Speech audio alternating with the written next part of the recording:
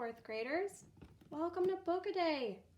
Today we are going to be reading a book called The Right Word, Roget and his Thesaurus. This story is based on a true, real-life person, meaning our story today is fiction or nonfiction. Already looking at the cover of this book, I can tell it is gonna be a good one. I have 2 awards on the front.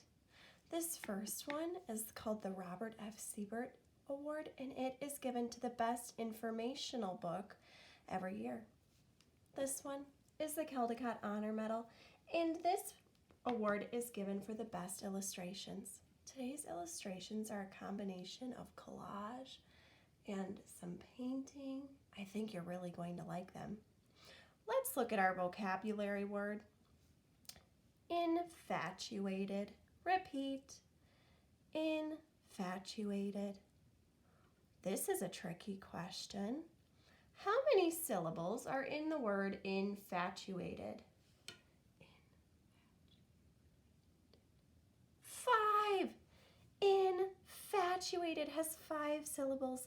It's an adjective, a describing word. It means in love and obsessed, like falling for a dreamy singer.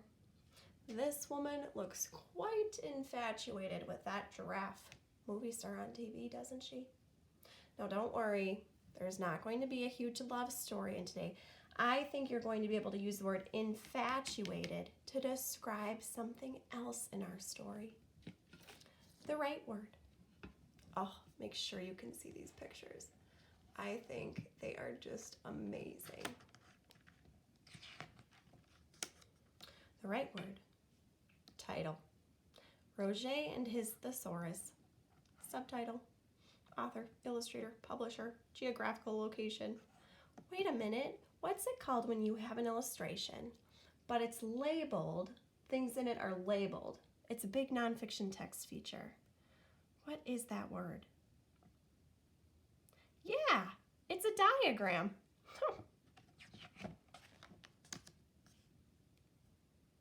The man is not wholly evil. He has a thesaurus in his cabin. J.M. Barrie, author of Peter Pan, describing the character Captain Hook. Thesaurus. 1779, born. Then it has everything else labeled. Teen, scholar, grown-up, manhood, middle-aged. Born in 1779, died in 1869. Peter Mark Roget, pronounced Roget. Peter snuggled deeper into Uncle's lap as the carriage clattered through the valleys of Switzerland. Baby Annette slept in Mother's arms, a small pink blossom against a wall of black. Already we know something about Peter's family. How many siblings does he have? Yeah, right away the author shows us that he has a sibling named Annette. Father wasn't coming back, Peter knew. Mother's dark dress and Uncle's sadness proved it. Right now, I'm making an inference. What do you think happened to Peter's father? Years later, when Peter began his lists, Father's death came first. List of principal events. That must be his father. Peter's family moved often, so making friends was difficult. But books, Peter discovered, were also good friends. There were always plenty of them around, and he never had to leave them behind. When he was 8, he started to write his own book. On the cover, he wrote, Peter Mark Roget, his book. But instead of writing stories, he wrote lists. At first, he made a list of the Latin words he'd learned from his tutor. Next to it, he wrote their English meanings. Look at Leo. This is Latin for lion. Serpents is Latin for snake. The lists helped him remember his lessons. They also gave him something to do when Mother peppered him with questions. Peter, you're pale. Do you need some air? Monsieur, do you need a nap? Oh, Peter, won't you eat something? Mama, I'm fine. Although, to be honest, Peter thought, fine wasn't quite the right word. I'm fine. Not bad. Glad. Cheerful. Well. Good. Very well. Dandy. Content. Never better. Splendid. Happy as the day is long. Nice. Every year, Peter added new lists to his book. Some of his favorites were the 4 elements of the weather and in the garden. His mother complained that Peter was always scribbling. Peter is always scribbling. But Peter's word lists were not just scribbles. Words, Peter learned, were powerful things. And when he put them in a long, neat rows, he felt as if the world itself clicked into order. Look at how they arranged this. Our text is arranged in a list. Fun. Teenage Peter was tall, thin, and very shy. He spent hours reading science books. He especially liked one written by Linnaeus, a man who made lists just like Peter did. Linnaeus put the names of animals and plants in categories, and that made nature much easier to study. Just as Linnaeus had wandered through his garden in Sweden, Peter wandered through the London parks, making lists of all the plants and insects. He preferred to wander alone. Wait a minute, the author just told us. Where did Peter live during this time? What city did he live in? Yeah, London. It's a city in England. But Mother didn't approve. Peter, thank goodness, I thought you were lost. Mama, don't worry. Perhaps worry wasn't quite the right word. What was the right word? Peter began a new list. Worry, fret, grieve, despair, intrude, badger, annoy, plague, provoke, harass, enough to drive one mad. How wonderful it felt to find just the right word. If only all the ideas in the world could be found in one place, then everyone would have one book where they could find the best word, the one that really fit. Peter carried this idea with him like a secret treasure.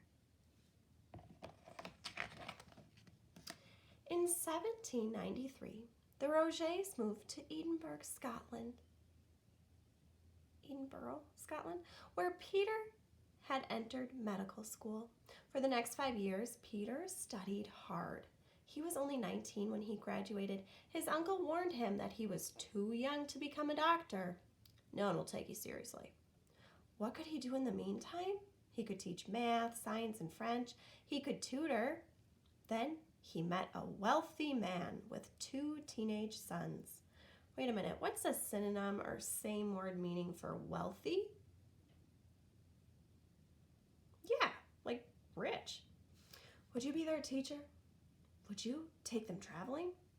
Oui, bien sûr. Yes, of course. I wish I had that job. In Paris, Peter and the boys were never short of things to do or places to go. They even saw Napoleon lead his troops through the city. The soldiers marched lockstep in long, orderly rows, just like the lists in Peter's book. Finally, Peter was old enough to be a doctor. His first job was in Manchester, England. The people who worked in the factories there were poor and often sick. Peter tried his best to keep them healthy. At night, he worked on his lists. In 1805, Peter finished his first big book of word lists. It had about 100 pages, 1,000 ideas, and listed more than 15,000 words. He kept it on his desk so that he could find just the right word whenever he needed it. When Peter moved back to London, he joined science societies and attended lectures given by famous thinkers and inventors. Before long, he was asked to give lectures too. A lecture is like a speech. But could he do it? Could shy Peter Roget face a crowded room and talk about what he knew? Yes, he could. With his book in his hand, Peter spoke concisely, with clarity and conviction. Oop, all of these letters, or all of these words start with the same letter. What's that called? All of them start with the same letter. Alliteration. Have you seen Dr. Roget's new math tool? I read his paper. Astonishing. Dr. Roget invented a portable chess set. He is researching magnetism. Dr. Roget is interested in everything. When he was 45 years old, Peter married Mary Hobson. She was cheerful, smart, and pretty. She made Peter laugh. They had a daughter, Kate, and a son, John. Peter remained naturally shy, but now he had many friends. As he grew older, Peter spent less time visiting patients.